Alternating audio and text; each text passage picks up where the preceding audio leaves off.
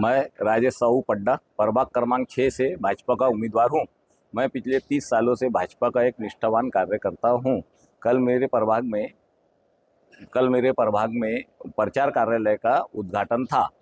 वहाँ पे हमारी भाजपा की बड़ी नेता श्री नवनीत जी राणा आए थे, जिन्होंने वहाँ पे मेरा और मेरी समाज का गद्दार बोल के अपमान किया है और उन्होंने ये बोला है कि लोकसभा चुनाव में हमने काम नहीं करा। मैं उनसे चाहता हूँ कि हमारी जो मसानगंज की यादी है 185 से 192 तक यादी क्रमांक वो देख ले, जहाँ मेरी समाज ने भरपूर मतदान किया था और एक हम हिंदुत्व की विचारधारा रखने वाले लोग हैं और हम मोदी जी से जुड़े हैं। मोदी जी यानी कमल, कमल यानी मोदी जी। ऐसी हिंदुत्व की विचारधारा रखने वाले लोग हमारे हैं और उन सभी का हमारी भाजपा की नेत्री, इतनी बड़ी नेत्री मेरी समाज का गद्दार करके अपमान करती है, तो ये तो उनको मालूम है। भाई मैं चाहूँगा कि ऐसा हमारे हिंदुत्व में फूट न डाले और हमारे को समाज में आपस न लड़ाए। और मेरे एक दूसरे भाई के लिए वो अगर चाहते थे मुझे बुला के बोलते थे कि भाई आपको नहीं दे रहे, हमको दीपक साहू को टिकट देना, मैं मेरे घर बैठ जाता था। और इनकी नाराजगी क्या है ये मुझे नहीं मालूम। मैंने जब भी बोला पार्टी का काम करा, पार्टी के एक बंदा अगर मेरे को बोले कि मैं पार्टी के कभी खिलाफ में गया हूँ तो वो जो बोलेंगे वो सब मैं एक्सेप्ट करूँगा।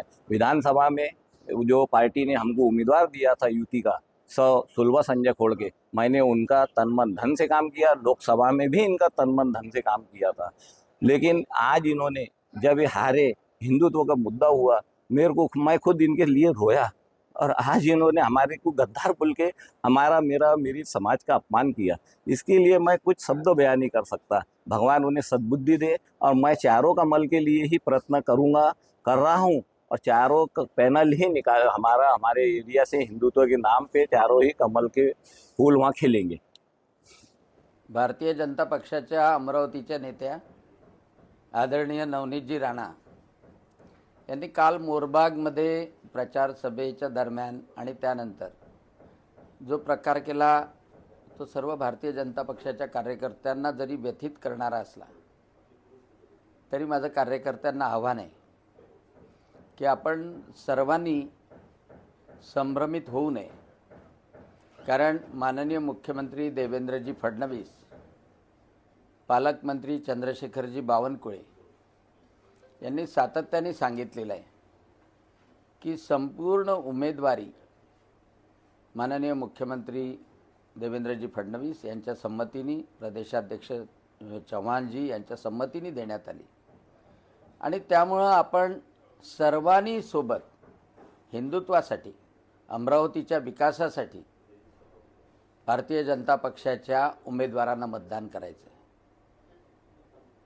त्या विलासनगरच्या प्रभागामध्ये 4 भारतीय जनता पक्षाचे उमेदवार आहे, कमळाचे उमेदवार आहे, तो हिंदुत्वाचा गड आहे आणि त्या ठिकाणी संभ्रमित करणं हे चुकीचं आहे। सर्व 4ही लोकांनी खासदारकीच्या निवडणुकीमध्येही मोठ्या ताकदीने काम केलेलं आहे आणि म्हणून त्यांना गद्दार म्हणवणं, एखाद्या समाजाला दोषी ठरवणं अतिशय दुःखदायी आहे। आणि म्हणून अमरावतीमधल्या सर्व जनतेला माझं आव्हान आहे की कोणी काहीही म्हणो, परंतु भारतीय जनता पक्षामध्ये फूट पाडू नका। फूट नको पडायला, हिंदुत्वामध्ये फूट नको पडायला। आणि त्यामुळं मी सगळ्या भारतीय जनता पक्षाच्या कार्यकर्त्यांना आवाहन करतो की पूर्ण ताकदीने उतरा। जिथे जिथे कमळ असेल त्या त्या ठिकाणी तो आपला उमेदवार आहे। एखादा चेहरा कोणाला आवडत नसेल तो त्याचा प्रश्न आहे, परंतु तो भारतीय जनता पक्षाचा उमेदवार आहे, हिंदुत्वाचा उमेदवार आहे आणि म्हणून त्याच्या पाठीशी उभे राहा, एवढीच माझी विनंती।